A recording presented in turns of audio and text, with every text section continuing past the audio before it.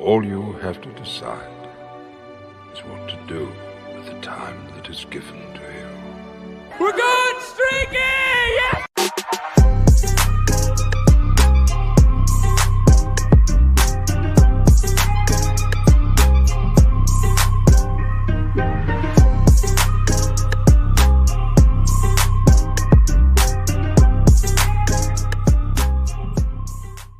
What's happening, guys, and welcome in to the Dynasty WarZone, the People's Dynasty podcast. I am not Memphis, hence this intro is not as smooth and sultry as it usually is. I'm your host for the night, guest host, Kyle August. You can follow me on Twitter at KyleMonth8, host of the Fantasy Football Smackdown. But luckily, I am joined by the regularly scheduled programming, the man of the hour, the man with the power, Jerry Sinclair. How's it going, Jerry? God, listen, it's always good when I get to talk to you, man. It's been a while, honestly, which is weird, but it was tough for me to get here. Luckily, you are obliging to my schedule. I literally walked in the door like 3 minutes ago, picked up a bag of my dog's poop, threw it in the dumpster, and then I came in here to record a podcast, which is, can you really ask for anything better than that? Well, hopefully the next 30 minutes or so is a little less shittier of a situation than what you just left. You're a professional. Look at that. Man, it has been a minute. I was jumping on here. If you guys are we don't have anyone in here live yet, but this is going up live on Tuesday night so that we can get this quickly up in podcast form on Wednesday morning, keeping the streak alive. But before we jumped on here, man, I was like, man, what was the last time I got to share the airwaves with the man of the hour, the man with the power? So it has been a minute, man. A lot of things have been changing up in your life a bit. And so honestly, it's probably been in the off season. So why don't we just start with its championship week for one? I am thankful, I guess, a little bit that with the expanded season, like most championships now are week 17. So it's that New Year's weekend, so that Christmas weekend, because I can at least ignore my family a little less when I'm like setting those lineups for a semi. But when it's the finals, man, get out of my way. So how did fantasy and dynasty season treat you? What's your finals week looking like? Let's hear it, man. Pretty good. So this week definitely went a lot better than last week. I lost an ungodly amount of teams for the first round of the playoffs. I don't know what it was. It was like I pissed off. I did not sacrifice a large enough animal to the football gods, and they did not reward me with enough wins. But the teams that did make it to the next round, or my bye week teams, they seem to have done pretty well for the most part. I think I've probably got like 5 or 6 championship teams, or at least in the finals. So if I can make some money, I'm usually cool with that. Here's a question I have for you, though, because it came up today, and I will go into it a little bit. Do you offer a chop when you make the finals? So I never had, but I was in a league last year where the spread between the championship and the second place team was ungodly. Like this was so I don't remember the exact totals, but it was around this. So like it was $100 buy-in. Second place got like $150 and the winner got like 900. Right. And I was just like, man, and the thing that sucked about that too, having never done it before, is like my team was so good that year. Like I was like proud, like I was the favorite to win, but I'm like, man, if I do all this and I won $50, like that would piss me off. So I think what we ended up doing was we ended up splitting it where we in essence were playing for about like 250 or something like that. So it was a little bit more even, of course. Then I won and I was like, well, shit, I just cost myself that money. But I usually don't I usually don't. I've been offered it before and I'm usually like, nah, I'm just going to play it out. I usually don't. But how about you? So it doesn't piss me off when people don't get me wrong. Yeah. But I offer it every single time. It doesn't matter if I have the better team, the worst team.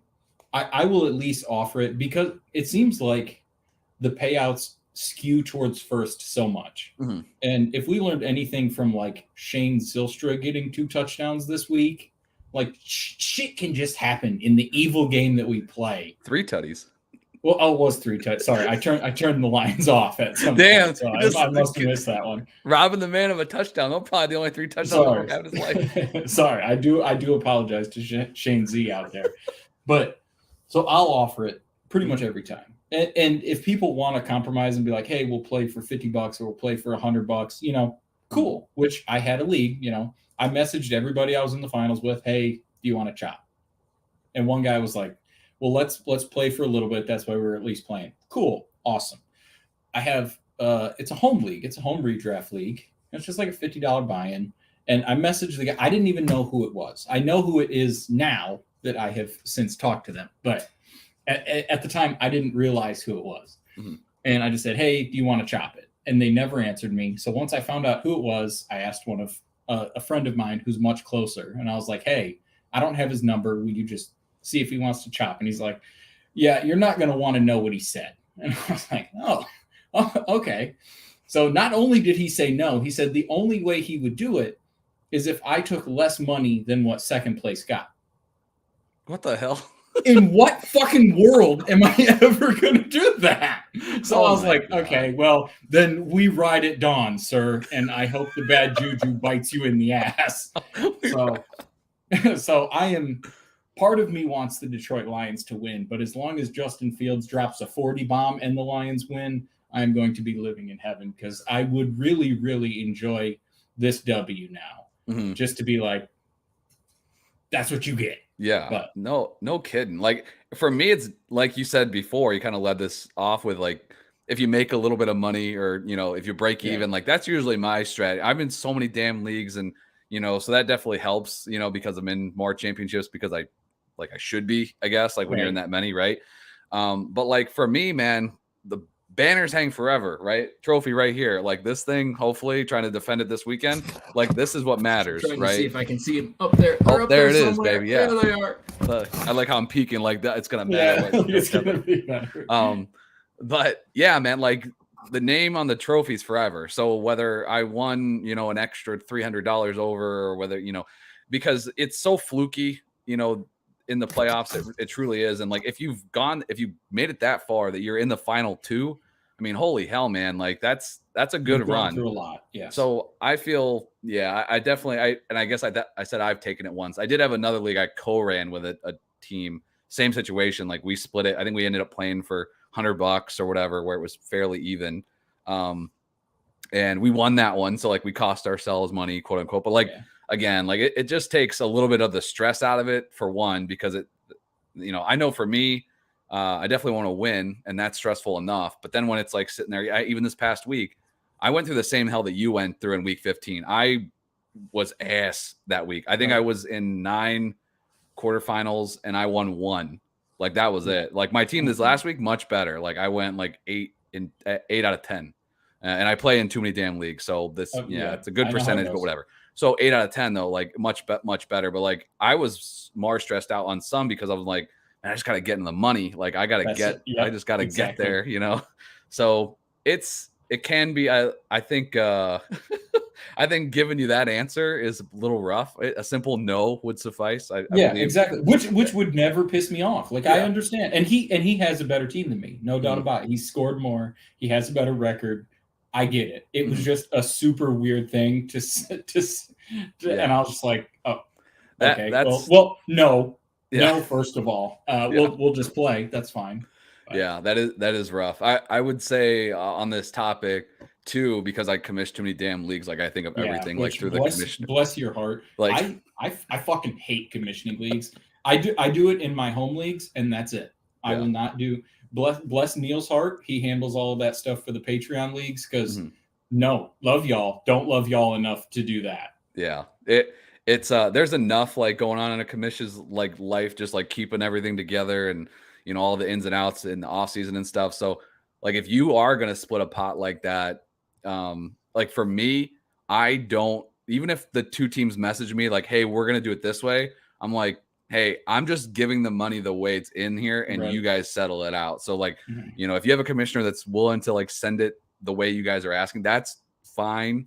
But like, I know for me, I'm like, hey, you guys have this gentleman's agreement. You guys handle it. I'm doing it this way because I'm not getting caught up in, you took my money or any of that stuff. People get, luckily I don't commission too many leagues that are that expensive, but I've been in some other leagues where people get butt hurt big time because of money, and that's never fun. Never good. No, so. and it could do bad things to leagues too. Yeah. So I sort of bogarted that conversation. So how are your leagues and how are the championships going? How many you got, or ballpark?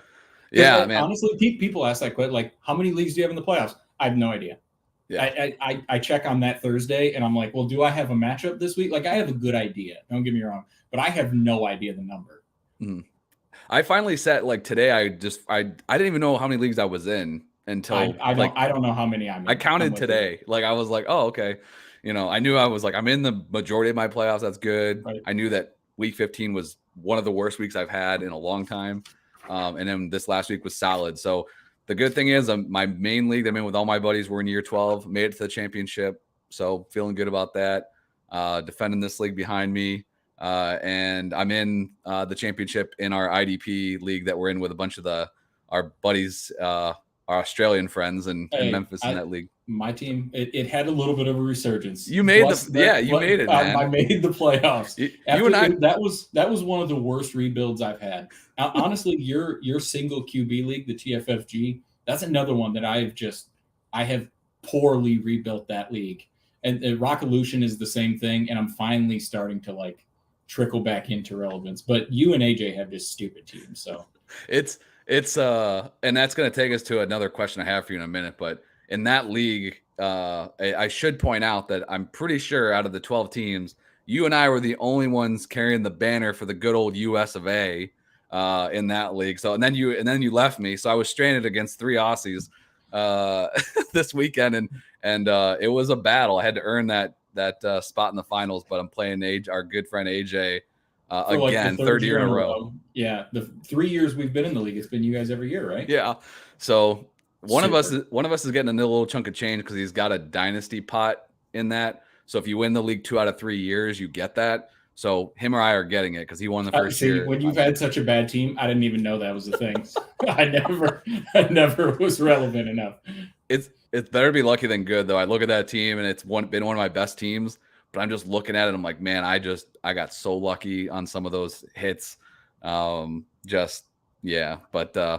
that does bring up another question. And I've heard from the grapevine that Twitter's all a Twitter about this. I have made the right life decision and gotten off Twitter a little bit more. You probably know that more than anyone because you've gotten a lot less Lions fan gifts that I usually would send. That's the only reason I would ever go on there. I still love the ones I do get. Yes. So, and this is like an annual topic, and I always feel like I'm on the wrong side of this, but I'll just bring it up again. So in that league, in that Rockolution league, I was talking with somebody, and then like an hour later, the team I'm playing against in the finals makes a trade for Austin Eckler and Geno Smith, who's going to be his QB2 for sure, and Eckler's obviously the RB1 on the season. So, are you pro trade deadline at any point in dynasty leagues? Or do you not like trade deadlines? Where are you at with trade deadlines for dynasty leagues? I'm not upset by trade deadlines.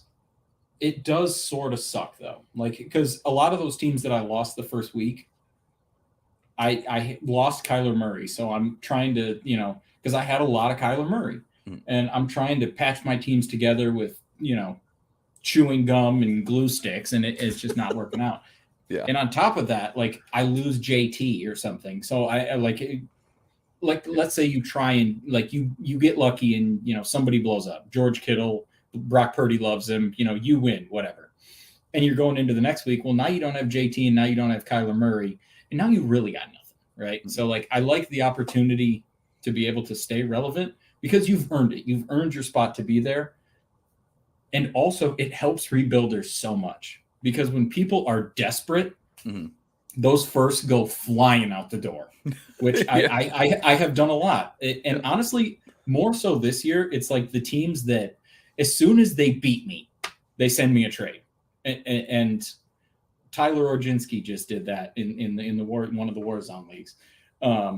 Same thing, but like I had Derrick Henry, and I was like, well, I'm out. And if you're gonna pay me, like I can help you win. So I get it because it can skew it. So like I understand the argument against it. I think I'm mostly for it. I think it helps contenders win. And it's also an exploitable thing for everybody in the league. Everybody has the chance to help a contender, and that contender will usually pay way more than they should for something that helps them win. Yeah. I like that. I like that take. I think I have just come from a place with it that is just so against it that at this point I'm like almost catching myself. I'm like, all right, I probably should reevaluate my thoughts on this. It just makes me, maybe it's because I'm not a great trader. So like, you say that, but in Rockolution, you have been just fist fucking me for like 3 straight years. So I disagree, but yeah, I have. Yeah, I made out on a couple good deals because I know I got Goff from you last year for like a bag of peanuts because we both thought it was like I was literally just buying him for a couple weeks, and now I'm like, oh, dude, these might like QB2 for at least this year, probably next. Like, yeah, but it's I don't know. Maybe that's it for me. I had it happen to me twice today where I'm in finals matchups. I feel like I have the better team, and then these other teams just load up, and I'm just like, man. So now I'm sitting here like, do I sacrifice? And I do this every year now because my opponents have. So like in that league, I've done this 2 years in a row. I've had to load up because my opponent has. Do I do it again? And now I'm really to the point where I'm like, I'm getting a little worried that my team is starting to like jump off a cliff because I have not infused it with youth over the last few years. But but if you win money, like, is it really a problem? Yeah, I know. We'll see. I would say I did this in another league last week that my opponent made a trade, and now both my opponents this week did the same thing. Made a trade on Tuesday. So I lined up a trade for that week, but I waited and made it on Saturday so that my opponent couldn't pivot again on me. So, and I got his ass. So, but yeah, man, it's definitely that's one of those things that like I don't mind either way for the most part. Like I did whine a little bit in one of the leagues that I lost Kyler Murray, and I was like, next year we need to put it up for a vote that this is what we do. And I was the dickhead, and I apologized to the commissioner of that. I wasn't like a dick or anything, but I did. I was like, we need to vote on this because this is horse shit. Dude, but in general, like it doesn't bother me. Like I know when the trade deadline is, and if I haven't made moves to have some depth, well, Jerry, then wish in one hand and shit in the other, and let me know which one fills up first. And I have a handful of shit in that league, so I mean, it is what it is. I think the point that I don't know that anyone's really ever made this, the injury thing and being able to kind of replace I've heard that before, but I do kind of like the take of that it helps the other teams rebuild, because I've been in the position that I'm also trying to like offload some pieces, and I get way more for that than I should because it's valuable, to them to have it for right now, So I get that. That makes sense. A lot of leagues, sorry to interrupt, but like a lot of leagues, they'll do it where like if you're not a contender, you can't trade with a contender. But if I'm not a contender, like the other contenders have noticed, what am I trading for? Yeah. Right. Like we all need the same things. So that's just not easy. And that's what I did with my old like OG Dynasty, the first one I ever have. That's what I did because I didn't want people tanking. Right. Yeah. But like I've been in the league for like 9 years or something now. I know everybody. We're good. Like there's no shenanigans that are going to be afoot. So like, and that's the thing is I feel like Dynasty players have gotten a lot better. I think there was a thing that like people would drop players. Like when I first, started playing and they would like do stupid stuff. That just doesn't happen anymore. Like fantasy has gotten so big and so many people care about it that it's not like, I'm dropping Austin Eckler because I'm out. Like that stuff doesn't happen. And it definitely doesn't happen in Dynasty League. So I don't know. I agree with you. I think that I've definitely had rules that I've kind of scaled back a bit through, I think your opinions change over time, but you also get league mates that better understand things. And that definitely helps. I mean, I've had a lot. I remember when I first started commissioning Dynasty leagues, I was like we are putting some anti-tanking crap in here and no one's pulling these, and I was sitting there like watching people's lineups. I'm like, you started a guy on bye, that's a strike for you. Like, and now I'm just like, and now I don't have the damn time now either. I'm like, dude, of course. Like, and we got 20 run your damn team. Like, I don't care. No. I'll be, did that. Yeah. The OG league that I have that beautiful shiny trophy for, which I'm in the championship again, even though I never have a tight end that ever scores any points, no matter what. But whatever. That's a different rant that'll go on for 45 minutes. Yeah, that seems like a button. It doesn't hurt. Doesn't bother me at all. Not even a little bit. Completely unsolicited. Just bring that up. But like when Saquon was coming out, somebody straight up tanked. Like they started their best players, but they traded everybody away. And it pissed a few people off. So I way overcommitted and then was like, we're not going to do this. And next year, the winner of the toilet bowl is going to get the first pick, which was a horrible idea. Yeah. Just a stupid idea because it just never helps the worst teams ever. So that lasted 1 year. And I was like, well, that's stupid. Yeah. But people were still pissed off about tanking. So now we just do a lottery system. The team that has the worst has the most likely chance to get the 101. This year, it literally went 1, 2, 3, 4, 5, 6. And it was the exact same as the standings. So right there, don't want to hear you guys crying. I've been down that same road. I did that same thing with the consolation bracket winner. Stupid. Like in high, I'm like, that's so stupid. Because the team that was in, 6th place or whatever won it. And they had a pretty good team. And then the bottom teams just, cool. Yeah, this is fun. Yeah. This year I did have a few where it was like pretty bad on like the tanking side. And so like I'm in a league and I went back and listened to Scott Fish and McDowell do a commish impossible podcast or something like along those lines. I'm sure you guys can find it or have already listened to it, but they were talking about optimal points or max points. That's kind of a thing. I have a league. Yeah. I have a couple leagues with that. So yeah, I kind of like that, but there's not a perfect solution for it. It's whatever your league just chooses. But I know for me, it's also like, well, it's whatever my league chooses, but also so that all my leagues do it the same way so that I don't have to remember 10 different ways to do things. Yeah, because there's a 0% chance that's ever happened. Yeah. So it's definitely, it's always interesting to hear new things, but it's always reassuring too, to be like, okay, good. My league's not the only one that went through that crap or what have you. So I wanted to circle back to this. It was kind of crazy this year. And it supports the don't have a trade deadline theory, but like, man, like I had a league that I had Tom Brady in. I wasn't trying to win. Like that team sucked.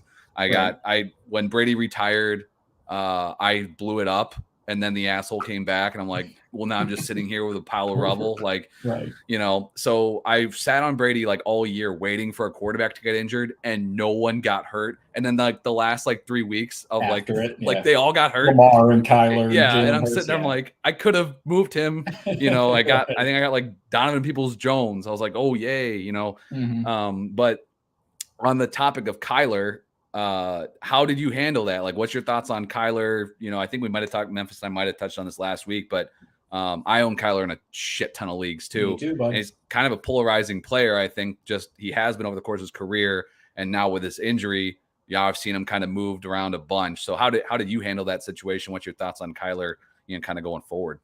I don't know, because he's going to be out most of next year too. Mm-hmm. So, and the problem is I have not shut up about Hollywood Brown for the last, I don't know, like 16 months or something. Yeah. And he's not worth a wet sock without Kyler. Mm-hmm. So now I've got a ton of Kyler teams and a ton of Hollywood Brown as like my wide receiver 3 teams, which I was super cool with. And now so much less cool about it. The problem is I don't think I can trade Hollywood just because people don't want him. He's not going to be worth anything. He's a stash. He's like what Calvin Ridley was, 8 months ago. Like it is what it is. Kyler though, I don't know. It's tough, right? Because he was super polarizing. Mm-hmm. So people either loved him or hated him. He's been a QB1 every single year, which is great. But you're missing him for the time when you need him now. And probably most of next year because they're probably going to suck. So why hurry him back? I mean, they even with him and with everybody, they were poop. And I mean, so it's tough. Yeah. If you can get out from under Kyler, I luckily Randy's not here for this. Luckily he's 2,000 miles away in Mexico.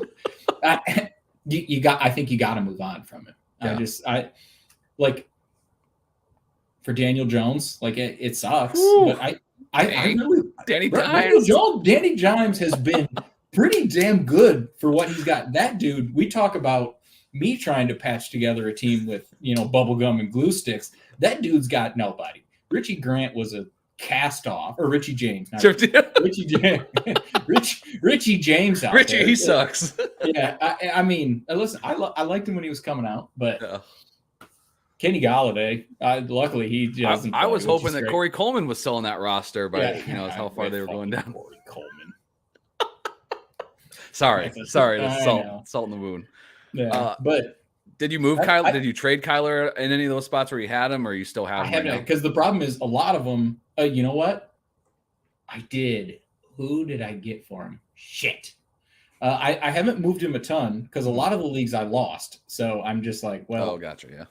Yeah. Also, I usually don't mess around with quarterbacks, so I've at least got a third, but it's been Geno Smith a lot, and he has not been awesome. So that has not really helped me the last couple of weeks. Yeah. Oh, I did just trade him though. All right. If you want to pull come back to me. Yeah, you're good. So because I'll go to him now, but like I'm with you. Like for next year, they're going to be bad. They're probably going to have a new coaching staff. Should. You talk about him missing time next year because I'm not rushing him back. Like we saw other quarterbacks come back from ACLs, the next season, like when it happened to him late. But we're not talking about like Joe Burrow, right? Who's just a pocket pass or who can scramble, but like we're talking about Kyler Murray, and Kyler Murray's fantasy value is because the dude can run, and if he can't run and do what he does, I mean, you look at his numbers, they're just not good enough. His passing numbers are not good enough by themselves. So it's, I did buy him in a league because there was a contending team that had him, and I super flex had in premium, blah, blah, blah. I gave him two. This was before last week. So I gave him Tua, Malik Willis, who, man, that kid looks like a wet bag of dog shit right now. Like, holy crap. And then I gave him a second, like 2024 second. So I was like, I'll take the shot on Kyler. Yeah.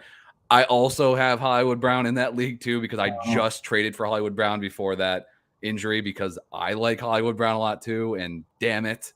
Yeah. But I have a Kyler in a few other leagues, and I was just like, I got a few offers. They were bad. Like I wasn't even getting first for them. And I'm like, forget it. I'm like, I'll just ride this out. I'll just wait 8 months and sell them if I'm worried about it then, for 80 cents on the dollar is fine, but I'm not selling them for less than that. Yeah. When I said Daniel Jones, I meant Daniel Jones plus. Like I'm not doing. Oh yeah. I hear you. Like I just realized that could have been very cool. That's okay. But anyway, I found my trade, and it's okay. It's not bad. I got Mac Jones and your boy T Higgins. So I got Mac Jones is whatever. He's poop. He might get replaced pretty quick. Mm-hmm. I was in the first round of the playoffs, and I made a move because he went down, and I had Kyler down, and I had Matthew Stafford out, and I had just Daniel Jones, and I figured I wasn't going to win. So I made the trade, got T Higgins, got Mac Jones, lost anyway. Great. Thanks, Jerry. Love how good you are. Love this fun game we play. I saw our boy and a few rare times I've been on Twitter. I saw our boy Addison out there getting in Twitter fights. Addison Hayes, if you know him, you love him. He that was out there saying that he would take Jamar Chase for Kyler. Like he would prefer Jamar Chase, which I don't think that's a bad thing. But to me, T Higgins he's a freaking stud too. So I don't think that's a bad move. You still get another quarterback, and quarterbacks are always valuable no matter how bad they are. Hopefully Mac Jones could be a QB2. This year's been bad. Last year was fine. So you never know. But, to get a piece like Higgins, that's worth it. That was better than any of the offers I got. That team is good. And my championship window should still be next year also. Mm-hmm. So I figured if I don't have Kyler and I get nothing for Kyler, then I'm just throwing my opportunity out the window. So I'll take a shot. And if he's my QB3, so be it. I can deal with Mac doing that. Yeah, that makes sense. As we're obviously we're getting into the championship finals now, so now we're approaching the off season, quote unquote. So people will be overpaying for rookie picks before we know it, and all that fun time. So what's your, do you have like an off season checklist or things that you want to try to do, as the season comes to a close? Maybe it's just telling yourself not to get in any more damn leagues. Maybe it's to get out of leagues. What's your off season looking like? Like what's kind of in your Jerry's checklist for Dynasty Wizards? It's funny. So Facebook tells you like you have your memories or whatever of all the things that happened on that day. And it was a mere 6 years ago. I was complaining that I had to set too many lineups for all 7 of my leagues. And I thought, you soft little bitch. You don't know what you would do to only set 7 lineups. I don't know what it's like for you, but on Thursdays, I set all of my lineups. On Sundays, I go right through it again to make sure nobody's out, and then, put Monday players in the flex, whatever, blah, blah, blah. Bro, to do all that, it's like an hour every single time. Mm-hmm. And that doesn't count, doing waivers on Tuesday, which is, luckily Sleeper makes it a little bit easier because I'm a trending. Let me get all of that and I can see it. But as far as the off season, usually what I do is like right now-ish, actually after the championship, because I gotta focus on glory. Oh yeah. I write down all the players that people hate. Like Najee Harris, I'm gonna go after Najee so much. And listen, maybe Najee will be bad again next year. I'm not saying it's not a possibility, but if he's not, he's a value right now. And if he, even if he is the same, that's what you're paying for anyway. So the downside is really non-existent. So players like that. The one person who I am super skeptical of, loved him coming out, which I mentioned him earlier, texting you, is J.K. Dobbins. Has had a lot of injuries. Lamar Jackson has been out, and guess what Lamar Jackson does? Like, bro runs a ton and is going to take a lot of that opportunity. But J.K. Dobbins, being the rookie pick that he was, people are still very much committed to him. And he came back, and he has been good. Like, I'm not going to say he hasn't been good. I just think he is going to get drafted way too high. Miles Sanders potentially has that too, and this was the dude that I went after last year. He was my Najee Harris last year. He finally started scoring touchdowns, even though bro turned into a pumpkin on half of my teams the last 2 weeks. Thanks a lot. Yeah. Jalen Hurts going to run for 3 touchdowns. I can't get one to Miles Sanders. You just got to leave me in the piss bucket. Like, what is this? Yeah. I like that. I like going, like, I think it's a good time because we get caught up. I even run into this. I told myself like halfway through the season this year, I'm like, I want to not make rankings to like tie myself to them, like where I'm a prisoner, but like not to get caught up in the ebbs and flows of a week to week, because I catch myself doing it. Like I'll make a dynasty trade offer and I'm way influenced by what they just did, and I'd much rather be on the other side of it where I'm taking advantage of somebody else who's not thinking clearly. But then I caught myself a few times like, wow, okay, why the hell do I love this guy? It's because he just scored a touchdown last week. Bro, I mean, listen, that was me and Christian Watson a couple weeks ago. Like, he did it a couple times in a row, and I was like, well, he's Randy Moss, and I'm gonna get in on the cutting room floor here. Yeah. And then these last 2 weeks, it's been ho hum. So. Yeah, I definitely think that what you mentioned, though, as far as trying to try to buy the players that other people are down on, especially when they're like Najee is a great example. He should be pretty popular in the people that, are sharp and know what they're doing, because I think that he has a path. He's looked injured to me, this year, and he's never practiced on a Wednesday since the beginning of the year. Which is usually like a vet day, and he's like 23s, but so it does say something. It seems weird. You mentioned Miles Sanders. That was a great one last year. This is not a humble brag at all, but like I'm more as an example, like I bought Josh Jacobs in a lot of places last year because it was to me, it was a little bit colored by numbers, right? He had high draft capital. You know, he was in an offense where he was still just the guy. Yep. And he'd had that post hype and he's had good years. He just coming off a rough season.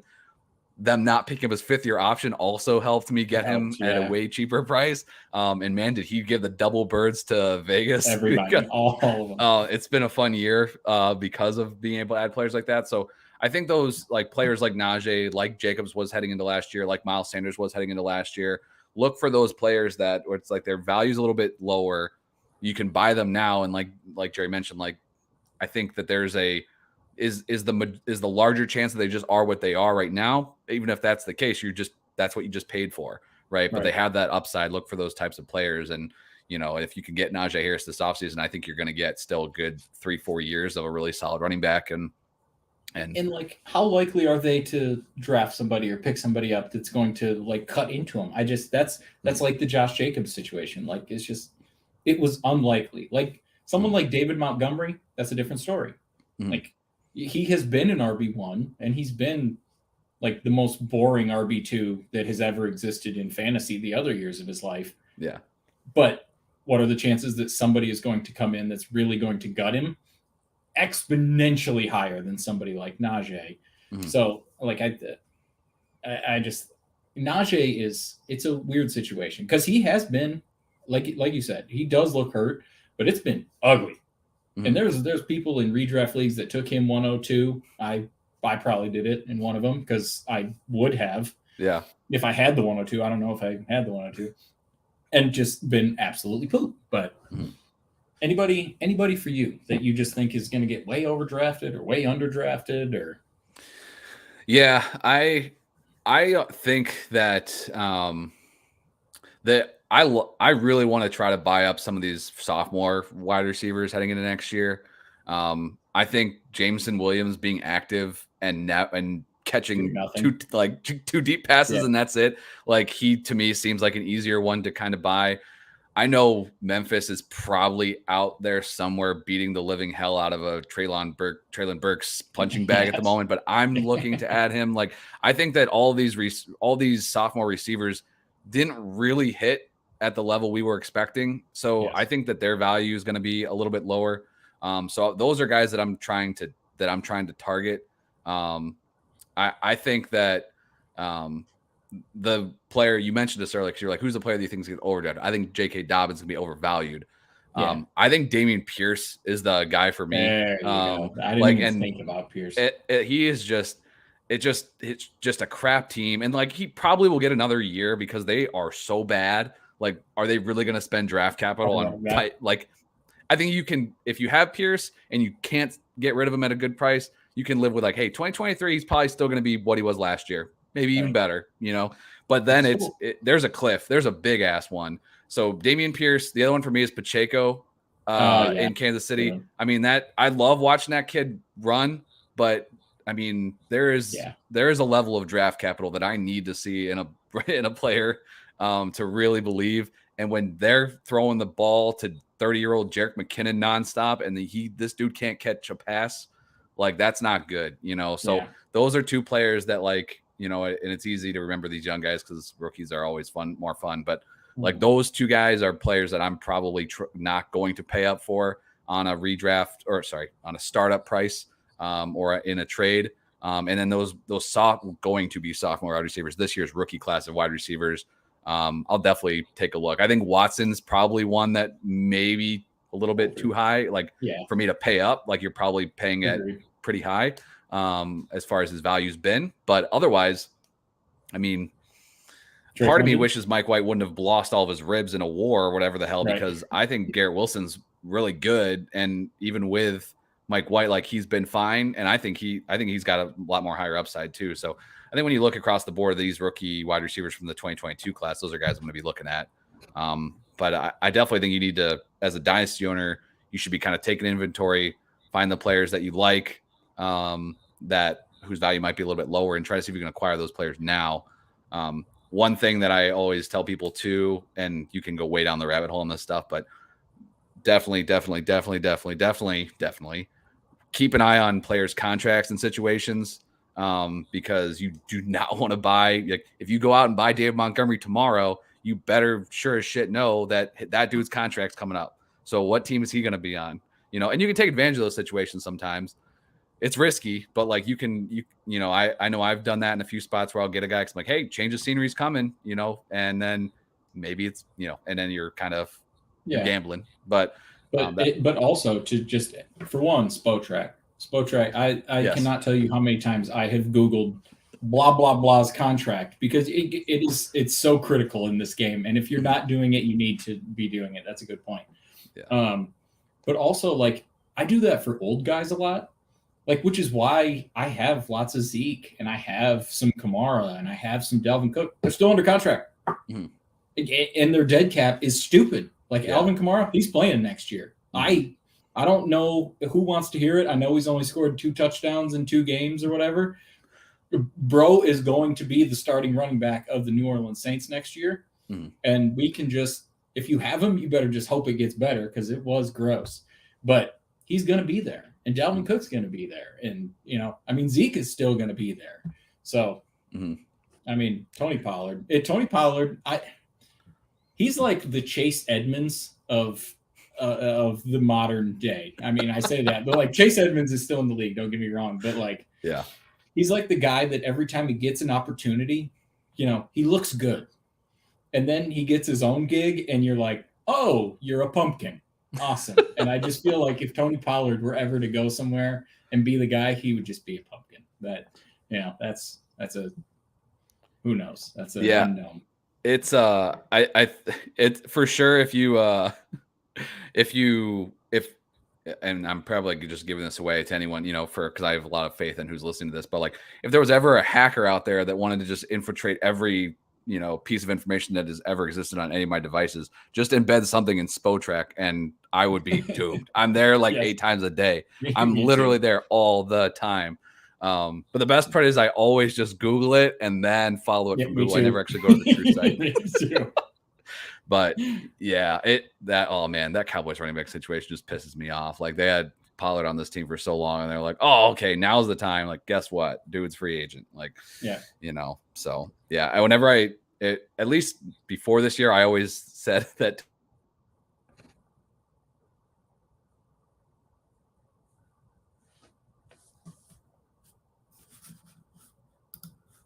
Oh, and I got lost. Hey, we made it 40 minutes. Not bad. You got me? Yeah, I got you. All right, cool. I made a Joseph Randall joke for you Cowboys fans out there. That's not funny. But anyway, the dude made millions of dollars and got busted for stealing underwear and cologne. Like, what a piece. What a piece. That's something. Bold strategy. Yeah. Well, I think our fearless leader Memphis will be proud of our rambling for 40 plus minutes. Hopefully the listeners have enjoyed this, because I think it was a fun one. Yeah, what advice can I give you in championship week, right? Like, you have done well enough to be in that situation, and if you're not in your championship, 0% chance you're listening, because you're pissed off that you're not there. When I used to only play 1 or 2 leagues, and as soon as I was done, no, Matthew Berry, I'm not listening to you anymore. I'm just not, because I'm gonna throw my phone out of the window. Yeah, I did it last week. One of my I'm in in this league with a bunch of my buddies, and like the commissioner of that league, he was the inspiration. Like, you're in a few leagues with me, that he would do the recap videos like every week, just like 2-3 minutes, throw them up there. It was great. And he did one last week, and I lost, and I couldn't watch it. I wanted to vomit. Like, I was just so pissed off. I made a bad lineup decision. I lost because of that stupid ass Derek Carr touchdown in the back of the end zone that he was inbounds. I lost because of that. I wanted to I couldn't handle it. 2 straight days. I'm just so pissed off. But yeah, I love playing this game. I love it. Can't wait to be in more leagues. So that's what I say. Or like a lot, the worst thing that just makes you want to fucking freak out is like half of those teams that I lost last week just dominating this week. Could have been in the money. Yeah. Like, there's one league that I play. It's a home league, but there's a lot of good players in it. Like, Tyler Orginski's in this one. It actually might be the league that I traded him. he scored 192. I scored 190. Everyone else has like 120. Mm-hmm. And then this week, I have 200 and some points, and I would be cruising all the way to the championship. But that bonehead had to outdo my awesome week. Yes. It just, I mean, I'm rooting for him. Don't get me wrong, but I'm bitter. It's a mean game. It really is a mean game. Yeah, it can be it's so like when you win, man, that's like a high, right? Like that is way up there. But like when you lose one of those crushing defeats, it's just like you're just so pissed. And I've tried to get better at like my old co-host. He used to be a lot better. He's like, I just make my lap decisions and then whatever happens, happens. I was like, no, man, I'm sitting there like pissed off, you know? And I tried to be more like that, but I still like, I'll do it to myself. Like I went back this week. I effed up. I benched Kirk Cousins for Geno Smith for game script. And so I'm sitting there all day Monday.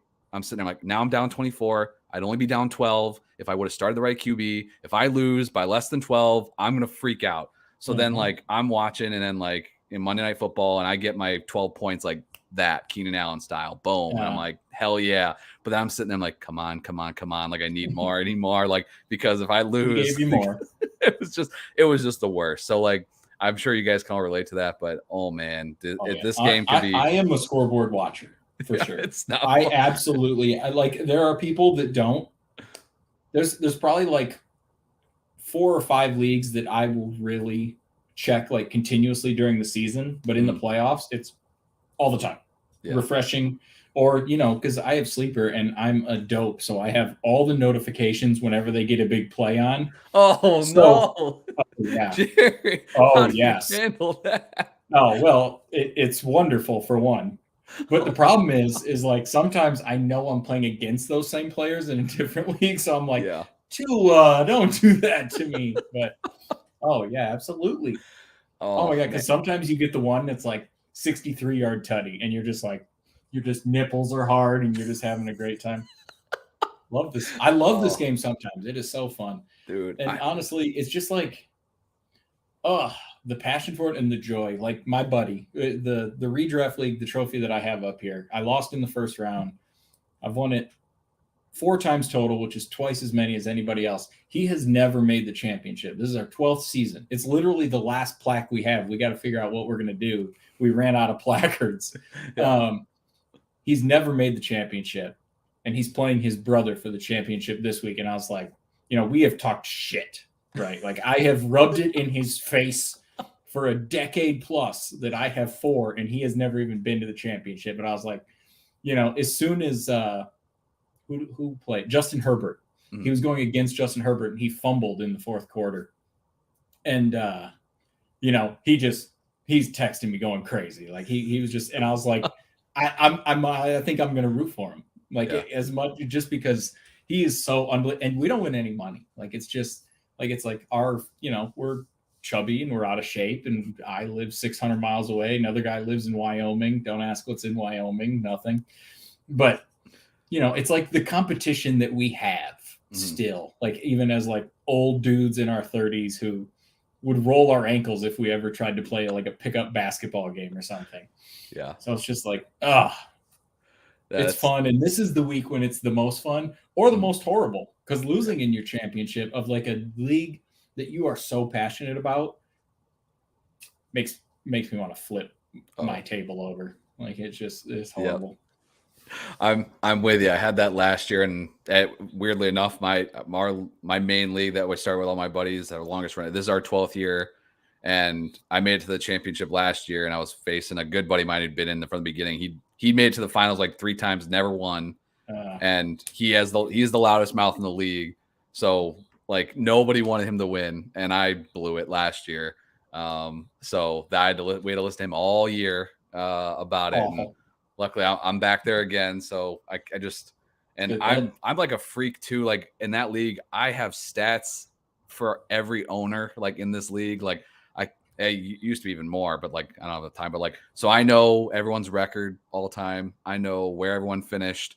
I like in the regular season and then the championship brackets and everything. So like when we're leading up through the playoffs, I'm like, all right, this guy, I'm like, this would be his third time in the playoffs or whatever. And so this week though, I'm just sitting there and I'm like, man, I can't lose this league. Like I can't go in this. I can't do this stupid thing again and lose 2 years in a row in the finals. Like you said, it burns, man. Like losing those, but it's tough. To do that with this league. Yeah. I used to do like write-ups, like all the time, like just like an article on, usually it was pretty vulgar. Like it was a little bit of trash talk, but also like, hey, remember when you had a stat correction in the playoffs and you lost? And get it, true story. So the guy that's in the championship now, this is we're going down a rabbit hole. I promise we'll end it soon, Memphis. Yeah, all good. This is year 2, right? So 11 years ago, he's in the semifinals. He's facing my other buddy. He wins Monday Night Football. He's up by like, a couple points. So he thinks he's going into the championship, and the Thursday stat correction comes, and J.J. Watt got added a sack. And so my other buddy beats him, goes to the championship, but the buddy that lost never noticed. So on Sunday, he goes to set his lineup and realize he's not in the championship. Now, the guy who's in the championship knew it because we were all laughing and we weren't going to tell him. And he found out. And to this day, the guy that beat him with the J.J. Watt stat correction has him as J.J. Watt in his phone. It's just that's the kind of thing that this game does to us. Absolutely, dude. That's awesome. And the thing is, like, if it wasn't playing this game with those guys and having that situation, like no one else is going to have that, No. I mean, they can have similar things for sure, and that's what makes it so much fun. But yeah, man, those are always the most. Is if he loses to his brother, because we got up from 10 to 12 teams a couple years ago. His youngest brother is one of the people that we added.